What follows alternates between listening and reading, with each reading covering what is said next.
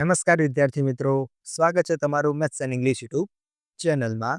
આજના વિડીયો લેક્ચરની અંદર આપણે ધોરણ 8ના અસાઇનમેન્ટમાંથી વિજ્ઞાન વિષયમાં આપેલ પ્રશ્ન નંબર 1બ એટલે કે વ્યાખ્યા આપો તેનું સોલ્યુશન કરવાના છીએ. જો વિદ્યાર્થી મિત્રો તમે હજુ સુધી આપણી યુટ્યુબ ચેનલ મેથ્સ એન્ડ ઇંગ્લિશને સબસ્ક્રાઇબ ન કરી હોય તો સૌપ્રથમ ચેનલને સબસ્ક્રાઇબ કરી દેજો. તો ચાલો વ્યાખ્યાઓ જોઈએ. જેમાં સૌપ્રથમ આપણે પ્રકરણ નંબર 1ની વ્યાખ્યા જોઈએ. જેમાં પ્રથમ વ્યાખ્યા છે રવિ પાક. તો શિયાળામાં રોપવામાં આવતા પાકને રવિ પાક કહે છે. ત્યારબાદ નીંદણ. ખેતરમાં પાકની સાથે બિનજરૂરી છોડ કુદરતી રીતે ઉગી નીકળે છે તેને નીંદણ કહે છે. ત્યારબાદ લણણી. તો પૂર્ણ પરિપક્વ થયેલ પાકને કાપવાની ક્રિયાને લણણી કહે છે. સિંચાઈ. સમયાંતરે ખેતરમાં પાકને પાણી પૂરું પાડવાની ક્રિયાને સિંચાઈ કહે છે. ત્યારબાદ હવે પ્રકરણ 2ની વ્યાખ્યા જોઈએ. જેમાં પ્રથમ છે સૂક્ષ્મ જીવો. જે સજીવોને આપણે નરી આંખે જોઈ શકતા નથી તેને સૂક્ષ્મ જીવો કહે છે. ત્યારબાદ પેસ્ચ્યુરાઇઝેશન. તો દૂધને 70°C તાપમાને 15 થી 30 સેકન્ડ માટે ગરમ કરી તરત જ ઠંડુ કરીને તેનો સંગ્રહ કરવાની પદ્ધતિને પેસ્ચ્યુરાઇઝેશન કહે છે. ત્યારબાદ આથવણ. તો ઈસ્ટ દ્વારા શર્કરાનું આલ્કોહોલમાં રૂપાંતરણ થવાની પ્રક્રિયાને આથવણ કહે છે. ત્યારબાદ ચેપી રોગો.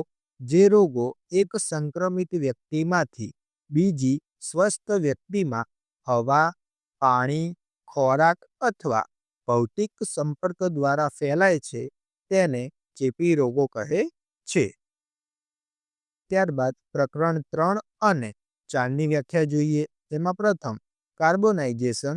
મૃત વનસ્પતિના કોલસામાં રૂપાંતર થવાની ધીમી પ્રક્રિયાને કાર્બોનાઇઝેશન કહે છે. પેટ્રોકેમિકલ્સ. પેટ્રોલિયમ અને કુદરતી વાયુમાંથી મેળવતા ઉપયોગી પદાર્થોને પેટ્રોકેમિકલ્સ કહે છે. ત્યારબાદ દહન.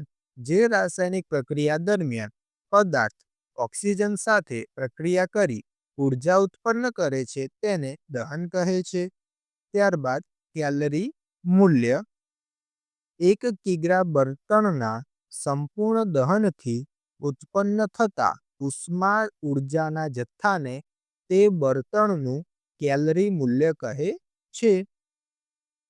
હવે પ્રકરણ 5 અને 6ની વ્યાખ્યા જોઈએ. જેમાં પ્રથમ અભયારણ્ય.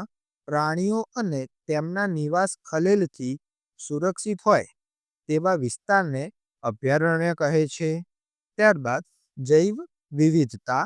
તો જૈવ વિવિધતાનો અર્થ પૃથ્વી પર જોવા મળતા વિવિધ સજીવો, તેમની વચ્ચેના આંતર સંબંધો અને તેઓના પર્યાવરણ સાથેના સંબંધો છે.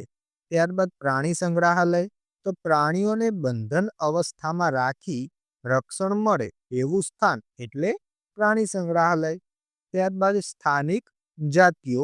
કોઈ એક જ ક્ષેત્રમાં વિશિષ્ટ રૂપે જોવા મળતી વનસ્પતિઓ અને પ્રાણીઓની એવી જાતિઓ જે અન્ય વિસ્તારમાં પ્રાકૃતિક રૂપે જોવા મળતી નથી તેને સ્થાનિક જાતિઓ કહે છે. ત્યારબાદ નાશપ્રાય જાતિ. જે જાતિના સજીવોની સંખ્યા એક નિર્ધારિત સીમાથી પ્રાકૃતિ ઓછી થઈ હોય અને લુપ્ત થઈ શકે તેને નાશપ્રાય જાતિ કહે છે. ત્યારબાદ અલિંગી પ્રજનન. તો એક જ પિતૃ ભાગ લેતો હોય અને જન્યુઓના નિર્માણ વગર નવા બાળ સજીવનું નિર્માણ કરવાની પ્રજનન પદ્ધતિને અલિંગી પ્રજનન કહે છે. ત્યારબાદ કાયાંતરણ. પિતૃથી અલગ સ્વરૂપ ધરાવતા બાળ સજીવોમાં વૃદ્ધિ, વિકાસ સાથે પિતૃ સ્વરૂપ મેળવવા માટે થતા પરિવર્તનોની હારમાળાને કાયાંતરણ કહે છે. તો વિદ્યાર્થી મિત્રો, અહીં ધોરણ 8ના અસાઇનમેન્ટમાં આપેલ તમામ વ્યાખ્યાઓનું સોલ્યુશન પૂર્ણ થાય છે. જોડાયેલા રહેજો maths and English YouTube channel સાથે. ધન્યવાદ.